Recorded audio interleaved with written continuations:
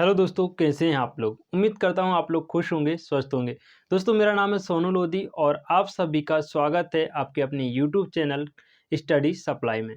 दोस्तों, पिछली वीडियो में हम चैप्टर फर्स्ट का फुल डिस्कशन कर चुके थे। अगर आप लोगों ने देखा है बहुत अच्छी बात है, अदरवाइज आप डिस्क्रिप्शन में लिंक है, वहाँ से जाके देख सकते हैं। आज दोस्तों हम सेकेंड चैप्टर की बात करेंगे। बहुपद काफ़ी इंटरेस्टिंग चैप्टर है और काफ़ी इंपॉर्टेंट भी है। ये चैप्टर जो है 5 नंबर का आएगा और इस चैप्टर में क्या क्या आएगा, कितने नंबर का कौन सा क्वेश्चन आएगा या फिर क्या पैटर्न रहेगा, क्या ब्लूप्रिंट है, वो सारी चीज़ मैं आपको अभी बता देता हूँ। और इसके सारे बेसिक कंसेप्ट जो आप देख सकते हैं, जो कि काफ़ी इंपॉर्टेंट है सवालों को समझने के लिए और हमारे ऑब्जेक्टिव टाइप क्वेश्चंस को सॉल्व करने के लिए। ये सारे बेसिक कॉन्सेप्ट भी मैं आपको बताने वाला हूँ। इसके बाद हम इस चैप्टर के सवालों को करेंगे। चलिए शुरू करते हैं। सबसे पहले क्या क्या इसमें आना है, कितने नंबर का कौन सा क्वेश्चन आना है, एक बार इसके ब्लूप्रिंट को समझ लेते हैं।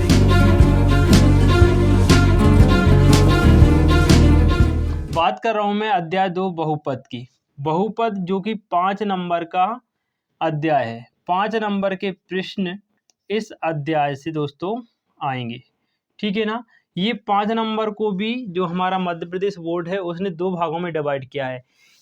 देखो, 3 नंबर के प्रश्न मिलेंगे और एक प्रश्न आएगा 2 नंबर का। ये 3 नंबर के जो होंगे वो एक एक नंबर के 3 प्रश्न आएंगे, जो कि हमारे क्या होंगे, ओटी होंगे, ठीक है ना। इस 5 नंबर में से 3 नंबर तो दोस्तों हमारे ओटी आएंगे, ऑब्जेक्टिव टाइप, एक एक नंबर के। अब ये ओटी कुछ भी हो सकते हैं, आपकी सही जोड़ी हो सकती हैं, ब्लैंक प्लेस हो सकते हैं, मैच द कॉलम, और वन वर्ड हो सकते हैं। इसके अलावा जो हमारे ट्रू फॉल्स आते हैं वो उनमें से कोई भी यहाँ पर 3 आपको मिलेंगे। उसके बाद 2 नंबर का दोस्तों एक प्रश्न आएगा। ये बहुत अच्छी बात है। यहाँ से प्रश्न जो आएगा दोस्तों, एक क्वेश्चन आएगा 2 नंबर का, ठीक है। तो हमें कौन से क्वेश्चन पढ़ने हैं आप समझ गए होंगे। छोटे छोटे क्वेश्चन जो 2 नंबर में आ सकते हैं, सिर्फ हम वही क्वेश्चन यहाँ पर करेंगे। अब इस अध्याय 2 में से क्या हटा दिया गया है वो भी हमें जानना ज़रूरी है।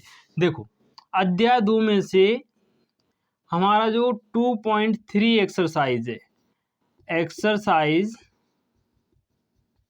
2.3, इसको रिड्यूस कर दिया गया। 2021-22 के सिलेबस में से 2.3 को हटा दिया गया। ये वाले सवाल हमें नहीं करने, क्योंकि ये सिलेबस में नहीं है, ठीक है। मैंने पहले ही बताया कि हम क्या करेंगे, ब्लूप्रिंट के आधार पर पढ़ेंगे। तो जब सिलेबस में नहीं है तो हम टाइम वेस्ट यहाँ पर अपना नहीं करेंगे। हमारा जो टाइम है ज़्यादा से ज़्यादा हम कहाँ पर देंगे, जो पेपर में आना है, जो पैटर्न है, जो ब्लूप्रिंट है, उसके आधार पर, ठीक है। ये सीरीज भी उसी आधार पर चलने वाली है। तो आप समझ गए होंगे कि 5 नंबर का आना है 2 अध्याय, 3 नंबर के ऑब्जेक्टिव मिलेंगे, 1-2 नंबर का एक क्वेश्चन मिलेगा, ठीक है। ये तो हो गई सिलेबस की बात, क्या क्या आना है। अब अध्याय 2 के बेसिक कंसेप्ट को समझते हैं, जहाँ से हम कर पाएंगे हमारे ऑब्जेक्टिव टाइप क्वेश्चन, ठीक है ना दोस्तों। तो दोस्तों सबसे पहले हम इसके बेसिक कॉन्सेप्ट को समझते हैं। सबसे पहले बहुपद, जो कि चैप्टर का नाम है, हम बहुपद को समझेंगे कि आखिर में बहुपद होता क्या है, ठीक है ना। तो पहले पॉइंट की मैं बात कर रहा हूँ, बहुपद क्या होता है। बहुपद दोस्तों एक ऐसा बीजीय व्यंजक होता है जिसमें चर पद की जो घात होती है वो कैसी होनी चाहिए, धनात्मक और पूर्णांक होनी चाहिए। एक तो पॉजिटिव और साथ में पूर्णांक होनी चाहिए, ठीक है। देखो, अब मैंने एक समीकरण लिखा 3x+2, ध्यान से समझना। ये क्या है, एक बहुपद है। ये एक बीजीय व्यंजक है और ये बीजीय व्यंजक एक बहुपद में है, बहुपद के रूप में है। क्यों है, क्योंकि इसमें जो चर पद है, अब चर भी मैं आपको अभी बताने वाला हूँ क्या होते हैं। चर क्या होता है, एक्स, एक्स को क्या बोलते हैं हम, चर, ठीक है। तो एक्स चर पद की जो घात होती है ना दोस्तों, वो कैसी हो, धनात्मक हो और पूर्णांक हो। अब देखो, इसकी पावर कुछ नहीं है तो हम क्या मानेंगे, एक। अब एक जो है हमारा कैसा है, प्लस का है कि माइनस का, ये क्या है, प्लस का है। और कैसा है, पूर्णांक है। पूर्णांक मतलब जो अपने आप में पूर्ण संख्या हो, बटे में ना हो, पॉइंट में ना हो, 3/2 ना हो, 1.5 ना हो, या कुछ भी बटे में नहीं होनी चाहिए और पॉइंट में नहीं होनी चाहिए। संख्या कैसी हो, पूर्ण हो, पूर्णांक हो, और साथ ही साथ कैसा हो, धनात्मक पूर्णांक हो। तो ऐसा बीजीय व्यंजक जिसमें चर पद की घात धनात्मक पूर्णांक हो, वह बहुपद कहलाता है, ठीक है ना दोस्तों। आई होप आपको बहुपद समझ में आ गया होगा, ठीक है। हमने बहुपद को समझा, बहुपद क्या होता है। अब रैखिक बहुपद क्या होता है, ऐसे बहुपद जिनमें चर पद की घात एक हो, जिनमें चर पद की घात एक हो, वो कहलाते हैं रैखिक बहुपद। जैसे ये वाला बहुपद है ना, तो ये रैखिक बहुपद है, क्योंकि इसमें चर पद क्या है, एक्स, और इसकी पावर कितनी है, एक्स। लेकिन अगर मैं ऐसा लिखता कि x² + 2, तो ये क्या हो जाता, द्विघात बहुपद हो जाता, क्योंकि इसमें एक्स स्क्वायर की पावर 2 है। और ऐसे बहुपद जिनमें चर पद की घात 2 हो वो कहलाते हैं द्विघात बहुपद। ऐसे बहुपद जिनमें चर पद की घात 3 हो वो त्रिघात बहुपद कहलाते हैं। ठीक है ना, तो हमें ज़्यादा नहीं पढ़ना, हमें द्विघात बहुपद और रैखिक बहुपद ही पढ़ना है। ठीक है, रैखिक बहुपद का जो मानक रूप होता है दोस्तों ax प्लस बी होता है, और द्विघात बहुपद का होता है ax square plus b x plus 2। ये आपको याद रखना है। ठीक है, ये मानक रूप होते हैं, इनके बारे में आगे चर्चा करेंगे हम। ये रैखिक बहुपद का मानक रूप और ये द्विघात बहुपद का मानक रूप। ठीक है ना, क्योंकि इसमें चर पद की घात जो है कितनी है, अधिकतम घात 2। वैसे तो एक भी है, लेकिन हमें क्या देखना, सबसे बड़ी घात। चर पद की अधिकतम घात 2 है तो द्विघात बहुपद, यहाँ पर चर पद की अधिकतम घात 1 है तो रैखिक बहुपद। तो आई होप आपको बहुपद क्लियर हो गया होगा। रैखिक बहुपद भी हमने समझ लिया, द्विघात भी बहुपद भी हमने समझ लिया। अब देखो समीकरण और बहुपद में अंतर क्या होता है। ये तो क्या है, एक बहुपद है। ठीक है, अब समीकरण और बहुपद में क्या अंतर होता है। मैंने लिखा 3x प्लस 2, तो ये क्या है दोस्तों, हमारा एक बहुपद है ना। अब समीकरण क्या होगा, और हम ऐसा लिख देंगे 3x प्लस 2 बराबर 0। इसके बराबर में कुछ आ जाए, 0 आ जाए या कोई अंक आ जाए, जैसे ही इसमें बराबर लगा तो ये क्या बन गया, हमारा समीकरण बन गया।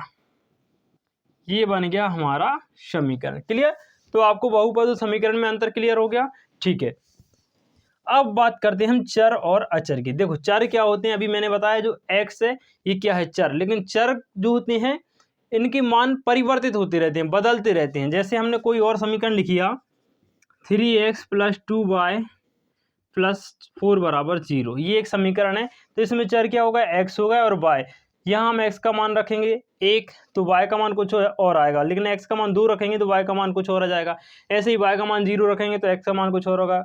यहाँ पर होता क्या है, x और y के मान परिवर्तित होते रहते हैं, बदलते रहते हैं। इन ऐसी राशि जिनके, ऐसे चर राशि या ऐसी राशियां जिनके मान परिवर्तित हों उन्हें क्या बोलते हैं हम, चर राशियां कहते हैं या फिर चर कहते हैं। ठीक है, अचर क्या होते हैं, अचर होते हैं जैसे यहाँ क्या लिखा है 3 2, ये अपने आप में फिक्स रहते हैं, इनका कोई भी मान बदलता नहीं है। ये फिक्स जो राशियां होती हैं उन्हें बोलते हैं हम अचर।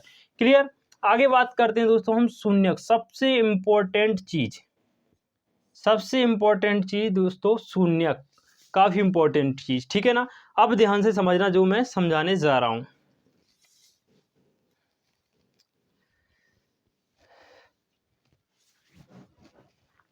देखो अब हम बात कर रहे हैं शून्यक की। शून्यक को ध्यान से समझना। मैंने अभी आपको एक रैखिक समीकरण का मानक रूप लिखा था ax प्लस बी, ये हमारे पास एक क्या है, समीकरण है। ठीक है ना, अब ax प्लस बी हमारे पास एक समीकरण है या बहुपद है, तो हमें इसका शून्यक निकालना है। देखो शून्यक निकालने के लिए हम इसके बराबर में क्या रख देंगे, 0। इसके बराबर में 0 रख देंगे तो देखना यहाँ से ax यहीं रहेगा और बराबर ये b इस तरफ जाके माइनस का हो गया, x बराबर क्या हो गया, माइनस का v अपॉन ए। तो x का मान कितना आ गया, माइनस का v अपॉन ए। मतलब x बराबर माइनस v अपॉन ए इस समीकरण का एक क्या है, इस बहुपद का एक शून्यक है। x का ऐसा मान जिसको हम समीकरण में रख दें तो उसका मान, उस पूरे समीकरण का मान 0 के बराबर हो जाए। ध्यान देना, मैंने क्या लिखा, x का ऐसा मान जिसको समीकरण में रखने पर समीकरण का मान 0 हो जाए। देखो x बराबर माइनस वी अपॉन ए हम यहाँ पर रखेंगे, ए एक्स प्लस बी में हम क्या रखेंगे, माइनस बी अपॉन ए गुणा माइनस बी अपॉन ए प्लस बी। देखो बी से बी, ए से ए कट गया, माइनस का बी प्लस का बी, ये भी 0 हो गया। तो 0 आ गया ना, तो x का ऐसा मान जिसको समीकरण में रखने पर उसका मान 0 हो जाए वो कहलाते हैं समीकरण के शून्यक। क्लियर, और इसको और समझ लेते हैं इसको हम। देखो ये हमारे पास एक समीकरण है, तो यहाँ पर इस देखो बहुपद को लिखने का तरीका होता है पी एक्स बराबर ए एक्स प्लस बी। ये हमने क्या लिखा, बहुपद। तो x का एक ऐसा मान जिसको हम इस समीकरण में रख दें तो वो क्या हो जाएगा, 0 हो जाए, और 0 हो जाएगा तो वो मान, x का वह मान दिए गए समीकरण का क्या होगा, शून्यक होगा। उदाहरण के लिए समझो, मैंने लिखा 3x प्लस 2 बराबर 0। ठीक है, तो यहाँ मैं x की जगह क्या रखूँगा, ये 0 आ जाए। ठीक है, ये निकालने के लिए मैं क्या करूँगा, x बराबर ये 2 को उस तरफ भेज दिया, माइनस का 2, x बराबर क्या हो गया, माइनस का 2 अपॉन 3। मतलब ये हुआ कि इस समीकरण में x बराबर -2 अपॉन 3 अगर मैं रख दूंगा तो पूरी वैल्यू 0 के बराबर आ जाएगी। मतलब ये हुआ कि इस समीकरण में x बराबर -2/3 एक शून्यक है। x बराबर -2/3 इस समीकरण का एक क्या है, शून्यक है। क्या है, -2/3 एक क्या हो गया, शून्यक हो गया। तो आई होप शून्यक आपको क्लियर हो गए होंगे, ठीक है ना। साथ ही साथ इन शून्यकों को हम ग्राफ पर देखो, ग्राफ आप जानते ही हो, ये दो अक्ष होते हैं x x dash y dash. थोड़ा समझना, यहाँ 1 2 3 डॉट डॉट संख्या लिखेंगे, यहाँ -1 -2 -3, यहाँ -1 -2 -3 डॉट डॉट, यहाँ 1 2 और 3। इस तरीके से हम ग्राफ पर संख्या लिखते हैं। अब शून्यक को हम ग्राफ पे कैसे समझते हैं, देखो शून्यक जो भी होगा ना, जैसे हमारे पास ये समीकरण है 3x + 2 = 0, तो इसका जो शून्यक होगा, या यहाँ से जो हम x का मान निकालेंगे, या इस समीकरण का जो हम ग्राफ खींचेंगे, तो ग्राफ जब हम इस समीकरण पर खींचेंगे, मान लीजिए इसका एक ग्राफ आया और वो इस तरीके से निकल गया, ठीक है। तो ये जो ग्राफ है ना, x अक्ष को जितने बिंदुओं पर प्रतिच्छेद करेगा या टच करेगा, वो उतने बिंदु या उतने ही मान उस समीकरण के क्या होंगे, शून्यक। जैसे इसका एक ग्राफ क्या हुआ, ये हो गया ग्राफ, ये किसका ग्राफ है, 3x + 2 समीकरण का। अब ये x अक्ष को कहाँ टच कर रहा है, देखो ये x अक्ष है हमारा, ये यहाँ टच कर रहा है।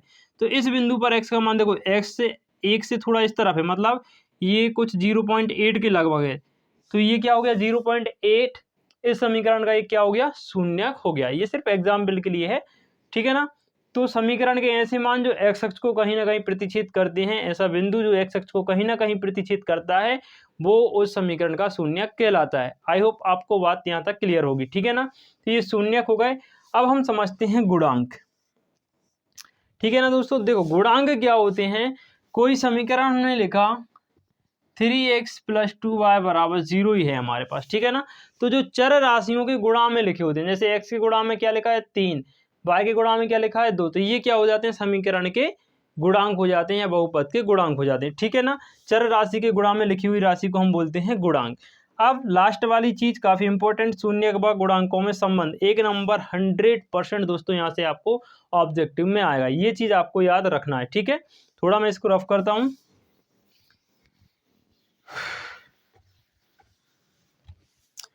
चलो लास्ट पॉइंट में क्या है, शून्य व गुणांकों में संबंध।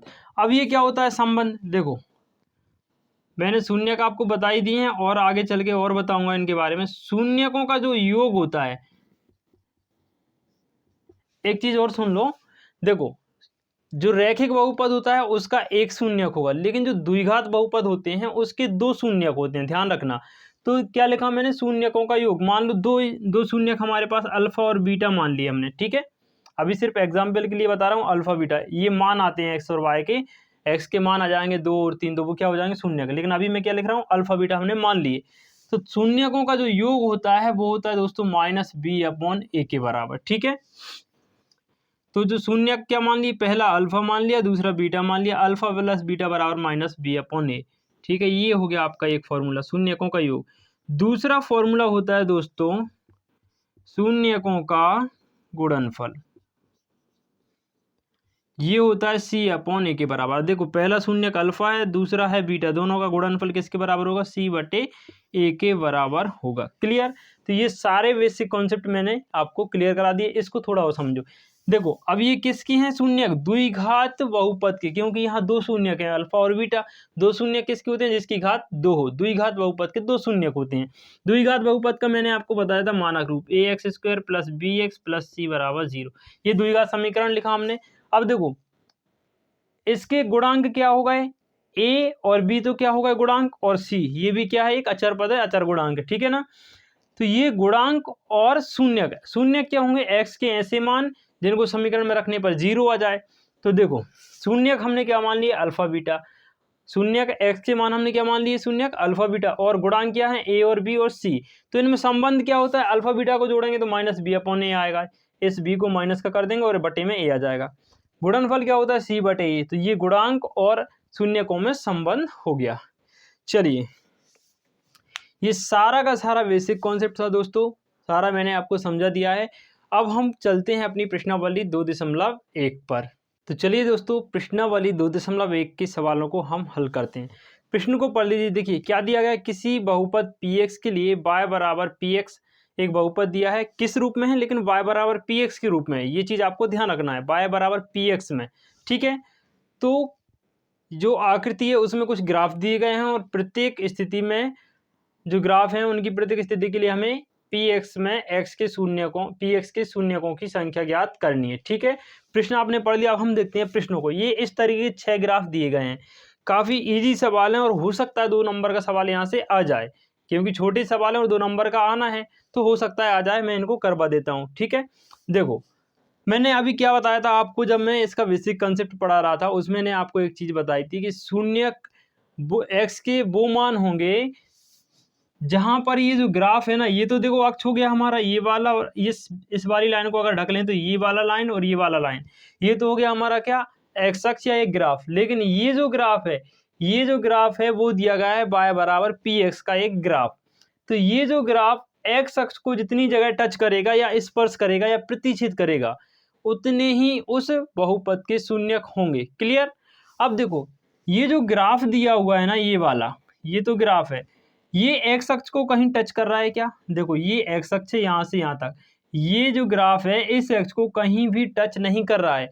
तो इस स्थिति में दिए गया जो बहुपद है y बराबर पी एक्स, उसका इस ग्राफ में कोई भी शून्यक नहीं होगा, ठीक है। ये आपको लिखना पड़ेगा। मैं चाहे तो मैं एक लिख ही देता हूं यहाँ, चूंकि दिए गए बहुपद का ग्राफ, ठीक है ना, एक्स अक्ष को कहीं भी प्रतिच्छेद या फिर क्या लिखेंगे हम, स्पर्श नहीं करता है, इसलिए दिए गए बहुपद का कोई शून्यक नहीं होगा,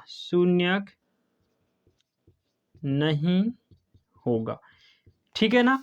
ये लाइन हमको लिखनी पड़ेगी। किस स्थिति के लिए? इस वाले ग्राफ के लिए दिए गए बहुपद का कोई भी शून्यक नहीं होगा, क्योंकि जो ग्राफ है ना वो एक्स अक्ष को कहीं भी टच भी नहीं कर रहा है और प्रतिच्छेद मतलब काटना। जैसे कि देखो इसमें ये क्या हो रहा है, सीधा लाइन क्रॉस कर रहा है, एक्स अक्ष वाली लाइन को क्रॉस कर रहा है। और स्पर्श क्या होता है, जैसे यहाँ पर देखो स्पर्श का एग्जाम्पल मैं आपको दूं, ये देखो यहाँ पर क्या कर रहा है स्पर्श, लेकिन एक्स अक्ष को ये काट नहीं रहा है। यहाँ पर देखो ये एक्स अक्ष को काट भी रहा है और ये यहाँ पर क्या कर रहा है, टच कर रहा है। तो स्पर्श करना और टच करना और प्रतिच्छेद करना समझ में आया। प्रतिच्छेद करना, जैसे ये लाइन यहाँ से यहाँ तक क्रॉस कर गई ना एक्स अक्ष को, तो ये तो हो गया प्रतिच्छेद। लेकिन ये लाइन सिर्फ क्या कर रही है, टच कर रही है, ना कि प्रतिच्छेद कर रही है। तो ये हो जाता है स्पर्श या फिर टच करना, ठीक है। तो पहला सवाल क्लियर। अब ये एक जो लाइन है ये आप सबके लिए फॉलो करना, बस जिसमें है जितने बहुपद वो आप लिख देना, मैं यहाँ बार बार नहीं लिखूंगा। अब सेकंड वाले सवाल को देखो। सेकंड वाले सवाल में ये जो ग्राफ है ये एक्स अक्ष को कितनी जगह प्रतिच्छेद कर रहा है या फिर स्पर्श, देखो ये तो हमारा y अक्ष हो गया, तो इससे तो मतलब नहीं, हमें सिर्फ एक्स अक्ष देखना है, क्योंकि जो समीकरण है वो y बराबर क्या है, पी एक्स के रूप का है, ठीक है। तो हमें x के रूप का है, तो एक्स अक्ष को देखना है कहाँ कहाँ टच या प्रतिच्छेद कर रहा है। तो इस बिंदु पर ये क्या कर रहा है, प्रतिच्छेद कर रहा है, ठीक है। तो हम इस लाइन में क्या कर देंगे, दिए गए बहुपद का ग्राफ एक्स अक्ष को कहीं भी की जगह हम लिख देंगे एक बिंदु पर प्रतिच्छेद करता है, ठीक है। इस लाइन में आप क्या लिखेंगे, दिए गए बहुपद का ग्राफ एक्स अक्ष को एक बिंदु पर प्रतिच्छेद करता है, इसलिए इस स्थिति में दिए गए बहुपद का एक शून्यक होगा। आई होप आप यहाँ तक क्लियर होगा आपको, ठीक है ना। तो ये सेकंड वाला आंसर हो गया। थर्ड वाले को देखिए। थर्ड वाला देखो एक्स अक्ष को कहाँ कहाँ टच कर रहा है। देखो ये जो ग्राफ है ये एक्स अक्ष को यहाँ टच कर रहा है, ये हमारा एक्स अक्ष है। इसके बाद यहाँ जाके ये यहाँ टच कर रहा है, फिर यहाँ से गया और यहाँ, 3 बिंदुओं पर ये एक्स अक्ष को प्रतिच्छेद कर रहा है। तो इस लाइन में आप क्या कर दोगे, इस वाली तीसरे के लिए दिए गए बहुपद का ग्राफ एक्स अक्ष को 3 बिंदुओं पर प्रतिच्छेद करता है, अतः इस स्थिति में दिए गए बहुपद के 3 शून्यक होंगे, ठीक है ना। चौथे वाले में क्या करेंगे, देखो ये जो ग्राफ है ये कितनी जगह टच कर रहा है, एक तो यहाँ प्रतिच्छेद कर रहा है और एक यहाँ। एक्स अक्ष को 2 जगह प्रतिच्छेद कर रहा है, तो इसमें हम क्या कर देंगे, एक्स अक्ष को 2 जगह प्रतिच्छेद करता है, दिए गए बहुपद के 2 शून्यक होंगे। क्लियर। चौथा हो गया। पांचवे को देखो कितनी जगह कर रहा है, एक तो यहाँ, फिर यहाँ, अब ये बाय अक्ष नहीं दिखना, फिर यहाँ, फिर यहाँ, 4 जगह है। पांचवे वाले सवाल में जो ग्राफ है वो एक्स अक्ष को 4 जगह, 1 2 3 और 4 जगह क्या कर रहा है, प्रतिच्छेद। तो हम लिखेंगे दिए गए ग्राफ में, दिए गए बहुपद का ग्राफ एक्स अक्ष को 4 जगह प्रतिच्छेद करता है, अतः इस स्थिति में बहुपद के 4 शून्यक होंगे। ठीक है ना। छठवें में देखो 1 2 फिर 3, छठवें वाले सवाल में 3 जगह क्या कर रहा है, प्रतिच्छेद कर रहा है, सॉरी 2 जगह स्पर्श कर रहा है और 1 जगह प्रतिच्छेद कर रहा है। तो कितने शून्यक हो जाएंगे, 3 शून्यक हो जाएंगे। ठीक है ना। तो इसमें आप क्या कर देंगे, दिए गए बहुपद का ग्राफ एक्स अक्ष को 2 जगह स्पर्श करता है व 1 जगह प्रतिच्छेद करता है, अतः बहुपद के 3 शून्यक होंगे। क्लियर। तो ये 2.1 के छोटे छोटे सवाल थे, सिर्फ ग्राफ थे और इनमें एक लाइन का आंसर हमें लिखना है, आप लिख देना। ठीक है, सारे कॉन्सेप्ट मैंने बता दिया। तो ये प्रश्नावली 2.1 यहाँ पर कंप्लीट होती है और इस वीडियो में इतना ही। नेक्स्ट वीडियो में हम 2.2 के सारे सवाल करेंगे, काफ़ी इंपॉर्टेंट है, 2 नंबर का सवाल वहाँ से आपका आ सकता है। जितने भी ऑब्जेक्टिव हैं नेक्स्ट, अब देखो इस संडे को तो दूंगा मैं आपको चैप्टर फर्स्ट के सारे ऑब्जेक्टिव, सारे कॉन्सेप्ट का पीडीएफ। अब जो नेक्स्ट संडे होगा उसको मैं इसके सारे पीडीएफ या जो सारा बेसिक कॉन्सेप्ट और जो ऑब्जेक्टिव हैं वो सारे ऑब्जेक्टिव मैं आपको नेक्स्ट आने वाले संडे नहीं, उससे जो अगला संडे आएगा उसको मैं पीडीएफ दे दूंगा आपको। ठीक है ना। तब तक के लिए खुश रहिए, मस्त रहिए, पढ़ते रहिए। वीडियो पसंद आई हो तो चैनल को सब्सक्राइब कीजिए, वीडियो को लाइक कीजिए। Thank you.